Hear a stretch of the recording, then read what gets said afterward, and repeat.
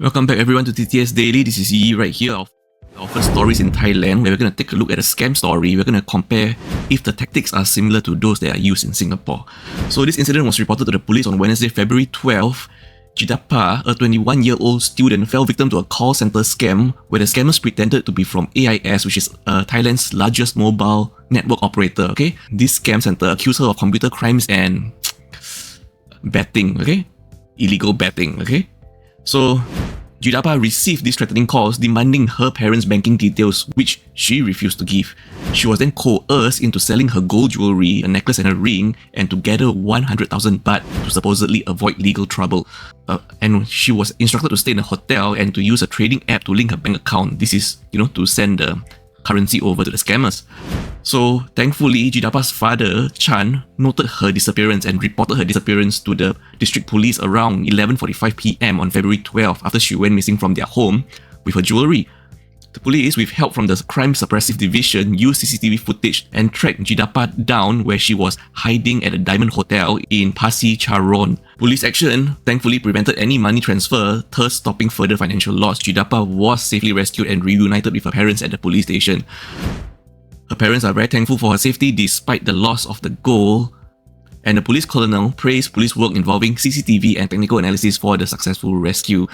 Police issued a warning about scammers impersonating as officials or companies to extract money or information, advising never to comply with demands for financial transactions over the phone from unknown or unsolicited callers. Looks like their tricks are pretty similar as those that we have seen and heard in Singapore. The only difference is these scammers actually advise Jidapa to hide in a hotel so that nobody can find her. I'm not sure if this is employed currently in Singapore. We're in Malaysia, Selangor right now, where a resident has seen videoing these two men carrying at least 3 large sacks, and these are 3 large sacks of snakes. Large, long, huge pythons, okay? You can hear in the video right here that she's seen asking the men in Chinese, why are you releasing them here at the drain? If you do this, we are all doomed, So you can see in the video, showing 3 men allegedly releasing pythons into a drain, and this happened during mid-January, and a report was only filed on February 3rd by a local man after seeing this viral video. Anyone that stays in this area in Selangor, Malaysia, Putra Heights, should be terrified, because from the video you can see there's at least 5 to 10 maybe pythons per sack, and you can see from this video here, this isn't even the complete video. You can see the man has a van over there, and it's anybody's guess exactly how many sacks of snakes are they releasing, not into the wild but into drains at Putra Heights. I'm pretty sure this is not compliant, because wildlife should be released into wildlife and they should be released with maybe even a permit or permission at least. So police confirmed the incident occurred in mid-January along Jalan Persiaran Putra Permai, Putra Heights, Selangor, Malaysia.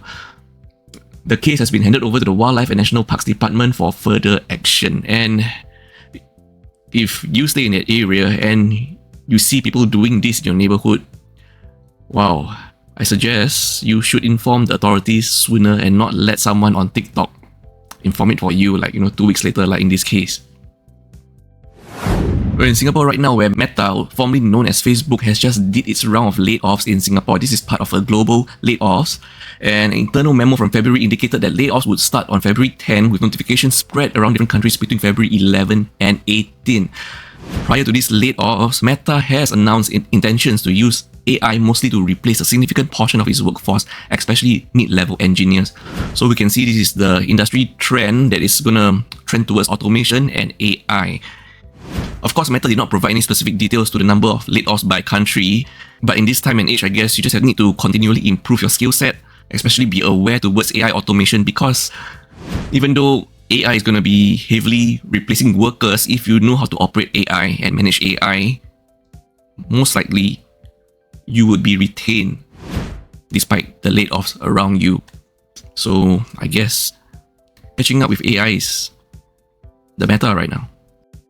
We now have figures from NEA, the National Environment Agency in Singapore, in February 14th statement, which is also Valentine's Day, that in 2024, over 1,000 enforcement actions were taken against premise owners or occupiers for rat-related issues, nearly double the number from 2023. Wow. Did the rat population increase by double in a year? We just reported a rat issue in Bird Paradise yesterday, and now we have this news. So anyway, nearly half of these actions were due to poor refuse management. Now we know. Offenders included shopping malls, food establishments, and other trade premises. Poor refuse management, which means you need to hire more cleaners, perhaps?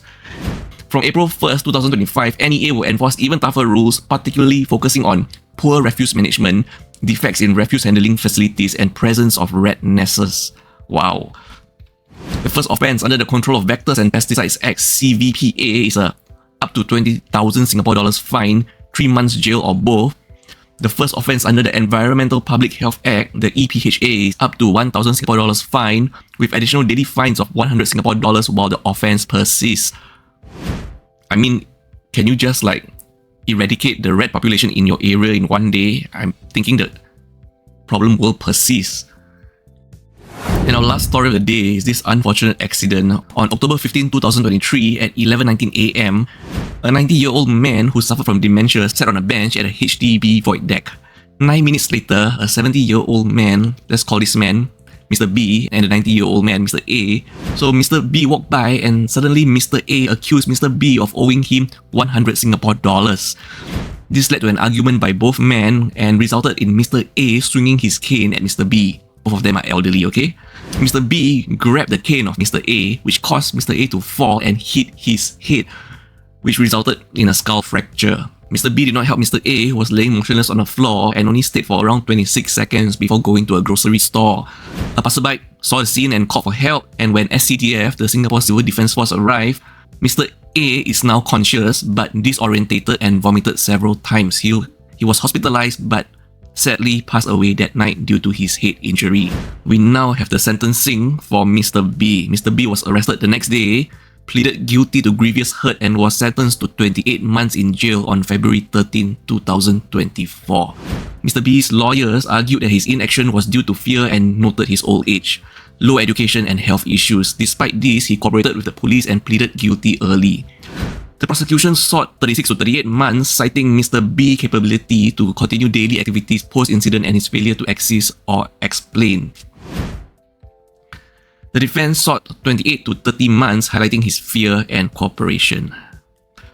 I mean, it is really an unfortunate case because the incident was started by Mr. A himself, and it's just a case of two elderly person, one with dementia, which we don't even know in this case if said amount of 100 Singapore dollars was really owed or not at this point. It just goes to show the elderly should not be left, alone in public. But in this time and age where most of us are working, we have our own commitments, and the elderly are left alone at home, they do feel bored at home. They have to walk about, they have to mingle around with their community. But then, this is just a really unfortunate case that nobody wanted this to happen.